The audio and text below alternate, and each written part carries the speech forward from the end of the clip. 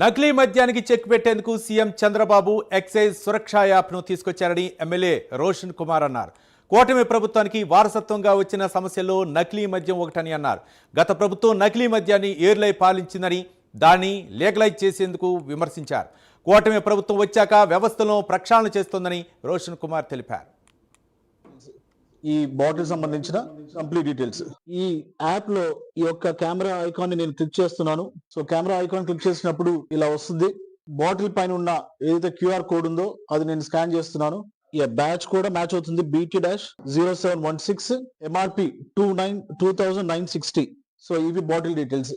ఈ బాటిల్ సంబంధించిన complete details, బ్రాండా కాదా, మరి దీంట్లో నాకు కల్తీ కలిసిందా లేదా, మరి ఎంఆర్పికి సరిపోయినట్టుగా అమ్ముతున్నారు లేదా, ఆ బ్యాచ్ మరి ఎప్పటిది, బ్యాచ్ నెంబర్ ఎంత, మ్యానుఫ్యాక్చరింగ్ డేట్ ఎప్పుడు, ఎక్కడ మ్యానుఫ్యాక్చర్ అయింది, ఏ షాప్ లో కొన్నామంతా డీటెయిల్స్ వస్తుంది అన్నమాట. ఎక్కడైనా కూడా ఆ మిస్ మ్యాచ్ ఉంటే అది కల్తీ మద్యం అని దాని అర్థం.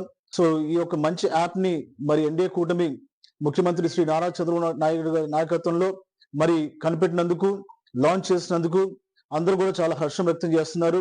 ఎందుకంటే మరి ప్రజలు ఆరోగ్యంగా ఉండాలి, మనం ఏం తీసుకుంటున్నాము కూడా అది తెలుసుకోవడం మంచిది. మనము తినే ఆహారం విషయంలో కూడా మరి ఏదైనా షాప్కి వెళ్ళి కొంటే మనం దాని ఎక్స్పిరేషన్ చూస్తాము, తర్వాత దాంట్లో క్వాంటిటీ క్వాలిటీ చూస్తాం. కాబట్టి మరి మద్య విషయంలో కూడా మరి ఇంత మంచి యాప్ ని లాంచ్ చేసినటువంటి ఎన్డీఏ కూటమికి